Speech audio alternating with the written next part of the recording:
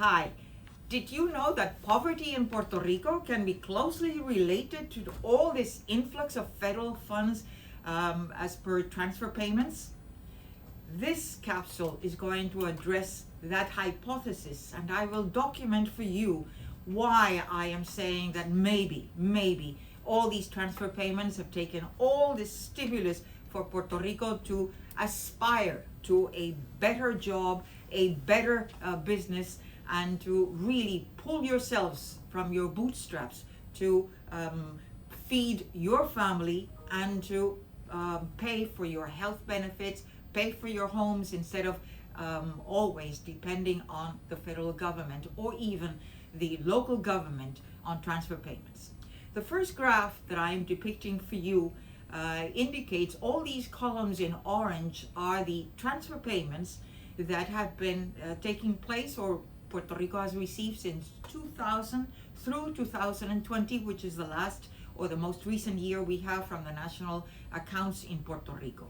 Notice that we went from $11.7 billion in 2000 through $32.3 billion in 2020. And the green line that you see in this graph is the percentage of those transfer payments as a percentage of personal income. So back in 2000, all these transfer payments accounted for 30% of personal income, whereas in 2020, they represent almost half of personal income in the island. Well, is that something that is good? In my opinion, no. But let's qualify what are those transfer payments. They are not just grants. Within those transfer payments, as I am depicting in the next graph, this pie chart that you see there, those $32.3 billion, the green segment accounts for $24.1 billion, which come from the federal government. And the blue line, the blue segment in that pie, represents the other $8.2 billion that comes from really or either non-residents of Puerto Rico or mostly from the government of Puerto Rico, the Commonwealth. Out of those that come from the federal government, out of that $24.1 billion, almost half or 44% accounts for Social Security, Medicare, and veterans pensions. Those are not grants. Puerto Rico pays for them because we pay for Medicare, we pay for Social Security, and veterans have paid in blood for all their duty to the military forces. The other is that $9.9 billion that includes other programs which represent, as I am depicting here, three of them, major ones that are in this next graph. The pie chart indicates $6 billion in three major programs. Out of that $9.9 billion that I depicted in the former graph, well, 2/3 of them come from three major programs. The first is Plan Vital. That's the healthcare program that the Commonwealth of Puerto Rico administers through private insurance companies, health insurance companies in Puerto Rico, and that accounts for almost $2.9 billion. Most of that comes from Medicaid.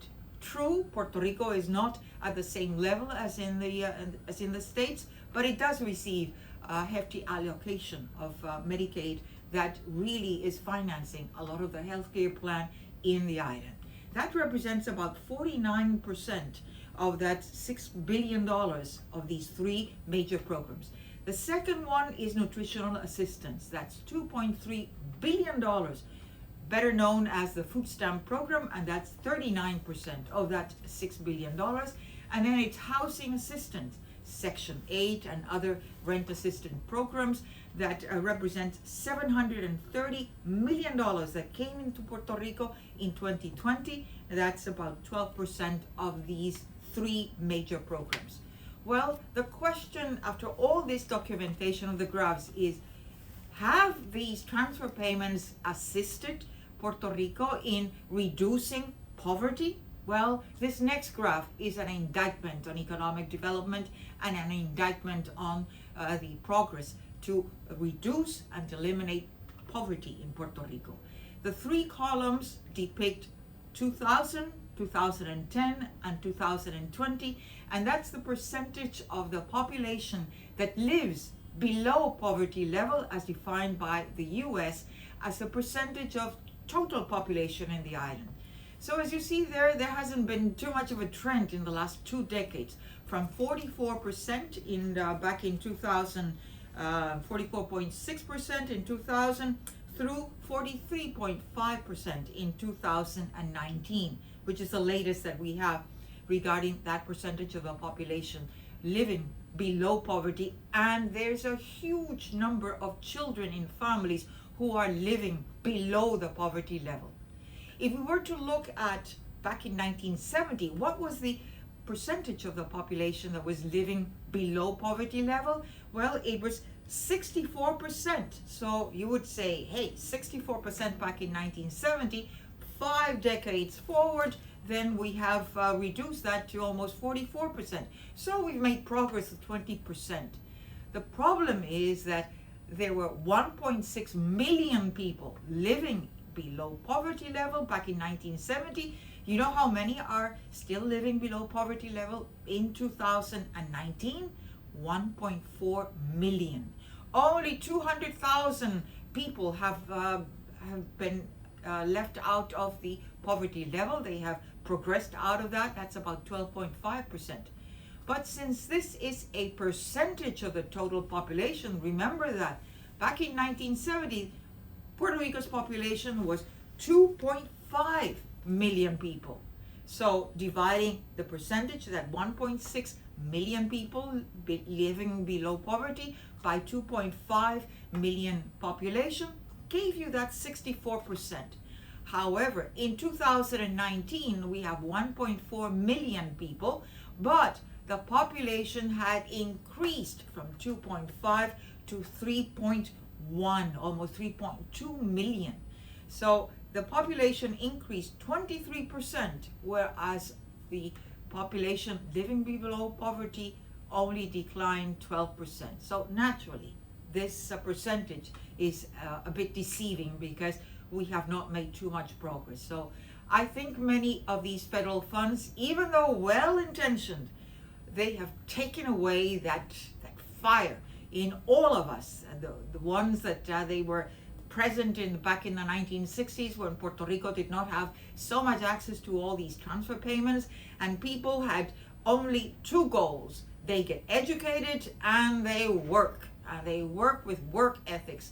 We've lost that. Too many of these federal funds, as I said, well-intentioned, but they have taken out some of the drive and the hunger that we need for people to sustain themselves and pull themselves out of the bootstraps to really gain better jobs, better education, and bring the food to the table of your family, as well as pay for your healthcare plan, as well as really commit to having your own house, the dream of anybody in Puerto Rico, as well as in the States. So until next capsule, stay safe, and don't forget to give us like if you were interested in this topic. Thank you.